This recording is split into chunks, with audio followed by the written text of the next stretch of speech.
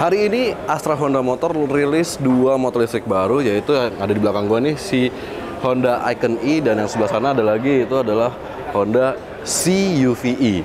Nah, motor listrik ini dua-duanya di launching di Indonesia, dan kita bakal bahas apa aja yang ditawarin sama dua motor listrik ini. Tonton terus videonya sampai habis ya.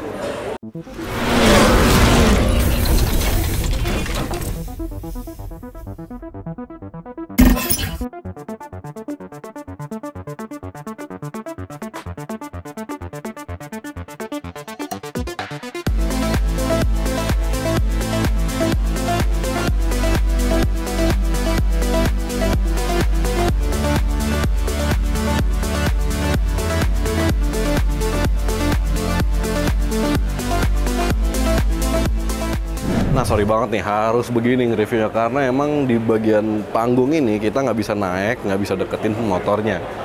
Dan di belakang pun sama, jadi ada batas yang nggak bisa kita, jadi ada batas yang bikin kita nggak bisa deket-deket nih sama motornya.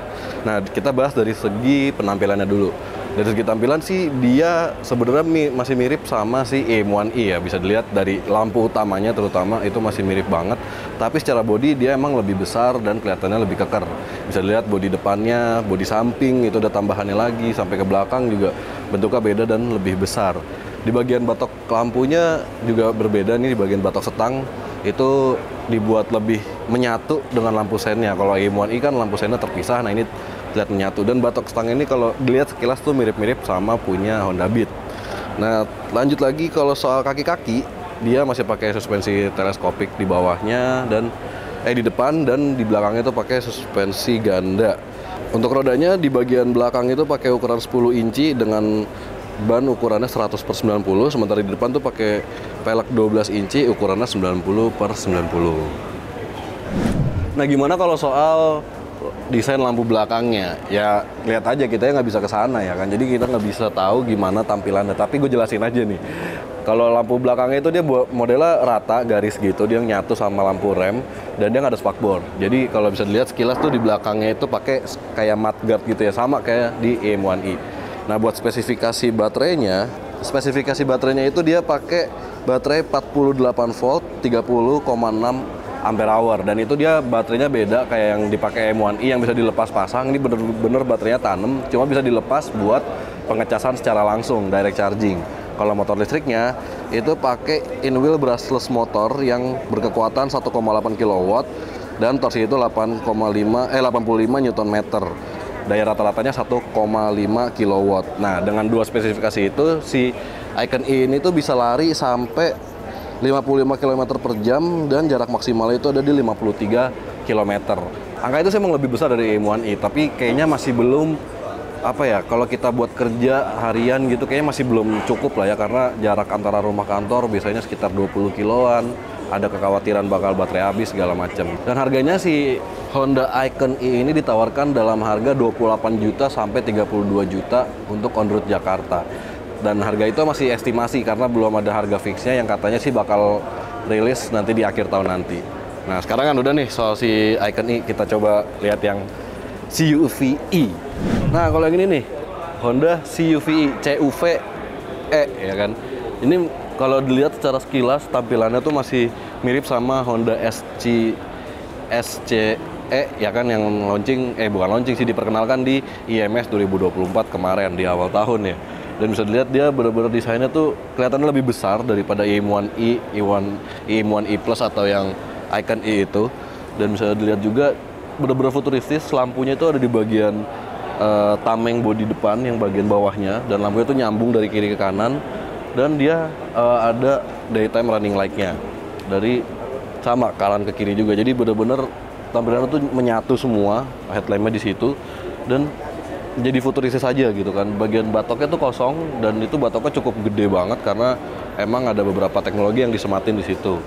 Terus buat kaki-kakinya dia depan belakang sama ya, dia pakai ring 12.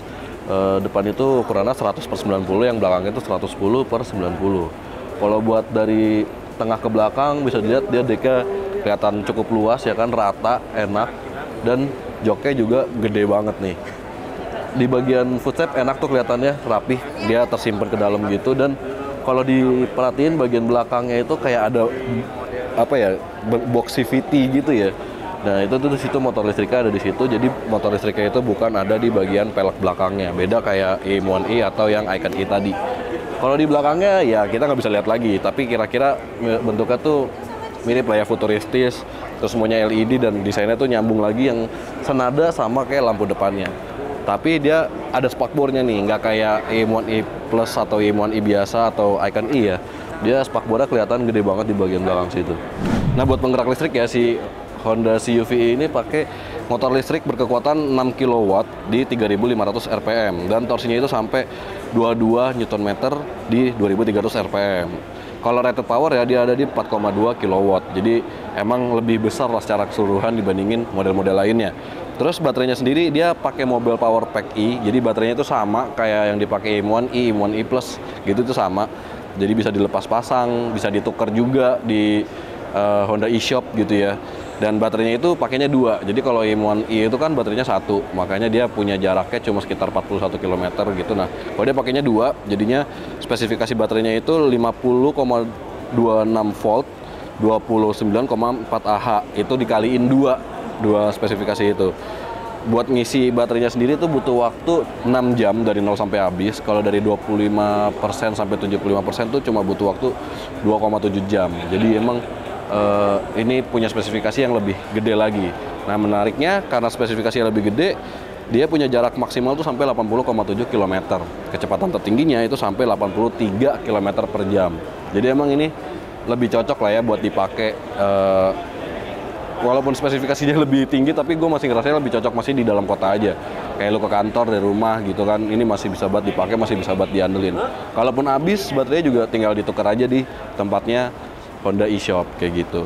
Nah menariknya dia tuh dibekalin fiturnya tuh lebih banyak daripada si Icon E. Kalau Icon E itu fiturnya cuma ada di charging, dia pakai USB, kabel USB, terus lampunya LED semua. Kalau dia pakai charging itu udah pakai Type C, terus di bagian panel meternya itu udah ada teknologi yang lebih canggih lah, kayak bisa dipakai buat maps kayak gitu, udah built-in di dalamnya, bisa buat ganti musik juga bahkan gitu. Kalau kita pakai intercom gitu berkendaranya, itu bisa ganti musiknya di situ. Terus ada juga dan bisa juga dipakai buat ngangkat telepon. Jadi ini lebih menarik sih daripada model-model sebelumnya. Nah sekarang buat harganya bisa dibayangin kan, kalau yang Icon E aja tadi dijual 28 sampai 32 jutaan, yang ini berapa nih? Ya kalau dari spesifikasi yang gue dapet nih, harganya itu 53 sampai 57 juta untuk on the road Jakarta. Masih estimated price juga ya. Dan ini buat yang CUV yang biasa. Kalau yang udah ada road sync-nya yang tadi gue bilang ada fitur kayak map, ada buat ganti lagu, ngangkat telepon, itu dihargain 57 sampai 61 juta untuk on the road Jakarta. Jadi harganya gocap lebih cuy. Gimana menurut lo?